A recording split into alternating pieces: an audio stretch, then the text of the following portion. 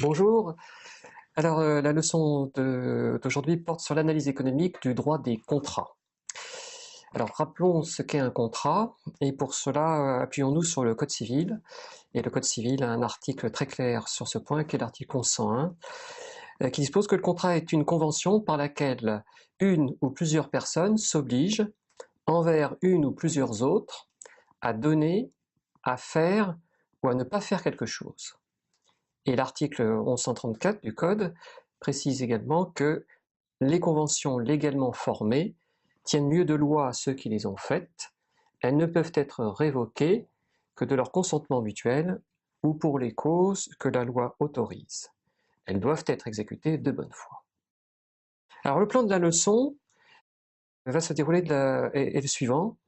Dans une première partie, nous exposerons l'analyse économique de la formation des contrats. Pourquoi y a-t-il des contrats? Dans une seconde partie, nous traiterons de ce qu'on appelle l'inexécution rationnelle, c'est-à-dire des situations dans lesquelles c'est une bonne chose pour les parties de ne pas exécuter le contrat, ne pas le réaliser. Et évidemment, ce qui arrive le plus souvent, ce sont les cas d'inexécution, c'est-à-dire lorsque le contrat ne peut pas être exécuté et les parties vont devant les tribunaux. Alors, pour étudier ces inexécutions, eh bien, nous examinerons deux cas. Le cas d'inexécution d'un contrat qui comporte des clauses relatives à l'inexécution. Ça fera l'objet de la troisième partie.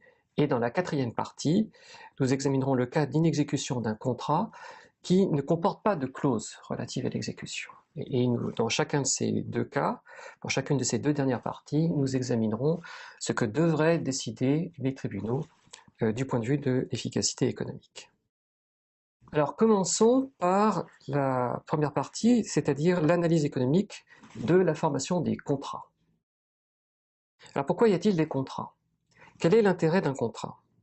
Bon, il est clair que les contrats sont conclus dans le but de créer un avantage pour chacune des parties. Et on dit que, les économistes en tout cas disent que le contrat est Pareto améliorant, c'est-à-dire que chaque partie gagne.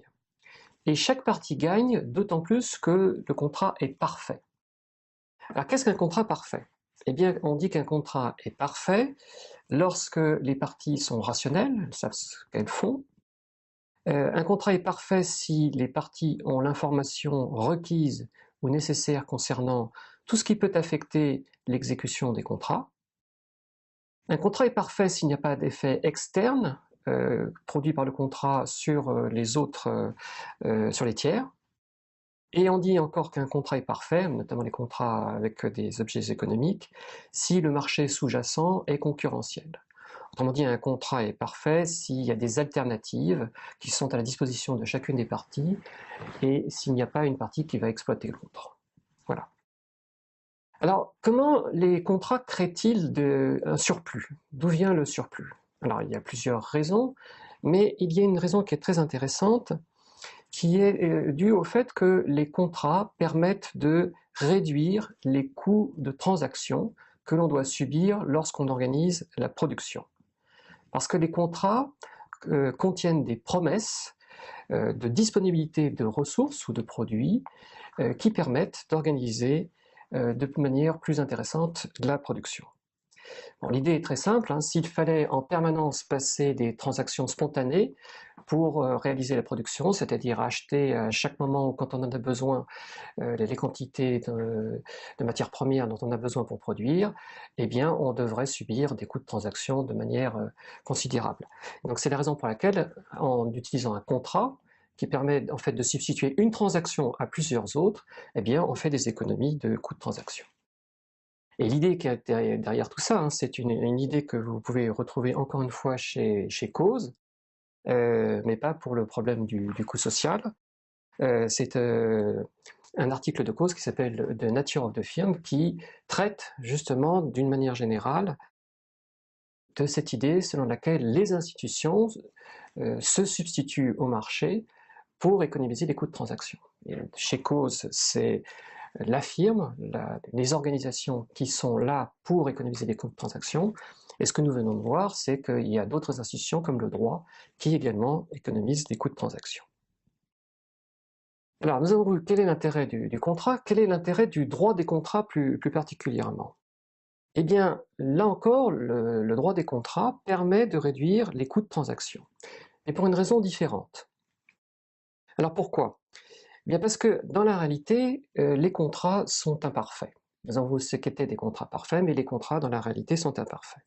Et une des raisons à l'imperfection des contrats, c'est qu'il est difficile de dresser l'inventaire de toutes les situations futures qui peuvent affecter l'exécution du contrat et déterminer pour chacune de ces situations ce qu'il convient de faire. Donc nécessairement, les contrats sont incomplets. Et le but du droit, eh bien, c'est de réduire les coûts de transaction pour faire face à ces incomplétudes des contrats. Alors un exemple de réduction des coûts de transaction, c'est permis par le droit, est ce qu'on appelle les contrats nommés. Les contrats nommés, vous les en trouvez dans le Code civil, ce sont des contrats de vente, de louage, etc. Ce sont des contrats qui s'imposent aux parties lorsqu'elles n'en disposent pas autrement. Autrement dit, les parties qui s'engagent dans ce genre de transactions, louage, vente, etc., qui sont des transactions habituelles ou banales, eh bien, n'ont pas besoin en permanence de spécifier formellement leurs obligations. Le droit est là pour ça. C'est comme s'il y avait des modèles de contrat, même si c'est un peu excessif de dire ça. Enfin, le droit des contrats peut aussi réduire les coûts de transaction d'une autre manière, et nous reviendrons là-dessus, parce que le droit des contrats est fait pour partie pour garantir aux parties, d'une certaine manière, qu'elles pourront s'appuyer sur lui pour régler les conflits qui pourraient naître en cas d'inexécution. Donc les contrats sont incomplets, mais le droit permet, lorsque l'inexécution se produit, d'essayer de préciser, de déterminer ce qui peut se passer.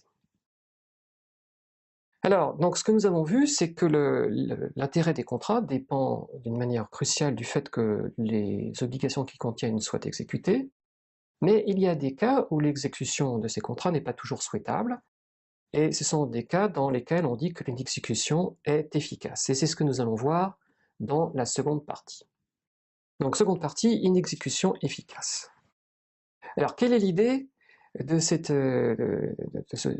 principe d'inexécution efficace? Eh bien, un contrat, comme je l'ai rappelé, est fait pour créer un surplus.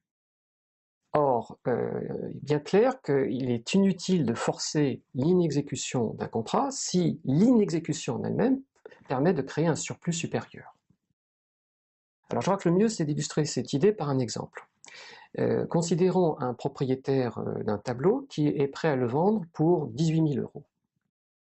Et ce propriétaire fait affaire avec un premier acheteur, l'acheteur numéro 1, qui accorde au tableau une valeur de 22 000 euros. Et supposons qu'il y ait un accord au terme duquel eh bien, le prix de vente du tableau est 20 000 euros.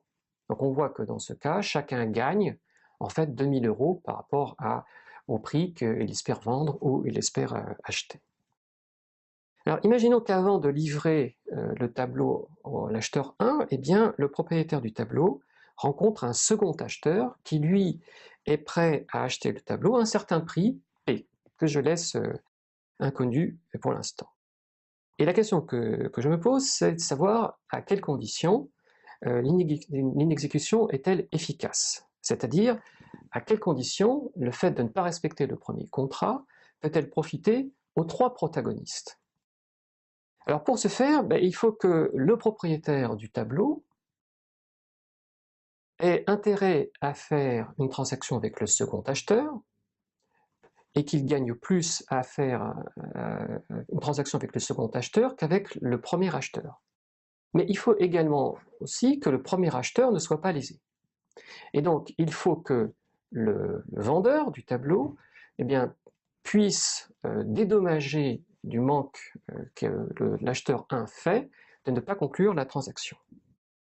Alors si on regarde un petit peu les conditions dans lesquelles tout ceci se réalise, eh bien, on voit que le gain du vendeur du tableau, à quoi est-il égal? Eh bien, il est égal au prix de vente au second acheteur, le prix P, moins le prix auquel ce vendeur est prêt à céder le tableau, c'est-à-dire 18 000, Donc P-18 000, c'est d'une certaine manière le surplus que ce propriétaire de tableau peut espérer réaliser. Et de ce gain, de ce nouveau gain, eh bien, il faut déduire le manque à gagner, enfin, l'indemnisation qui va correspondre au manque à gagner du premier acheteur. Et le manque à gagner du premier acheteur, c'est 22 000 moins 20 000, c'est 2 000. Donc, l'inexécution est efficace si le gain du propriétaire du tableau, en vendant au second acheteur et en indemnisant le premier acheteur, donc ce gain c'est P moins 18 000 moins 2 000, c'est-à-dire P moins 20 000, est supérieur au gain que le premier acheteur fait en respectant le contrat qu'il a passé avec le premier acheteur. Alors, le gain que le propriétaire du tableau a fait avec le premier acheteur, ben, je vous le rappelle, c'est 20 000 moins 18 000, c'est 2 000. Donc, le propriétaire du tableau a intérêt à ne pas exécuter le contrat et à indemniser le premier acheteur si le prix de vente est supérieur à 22 000 euros.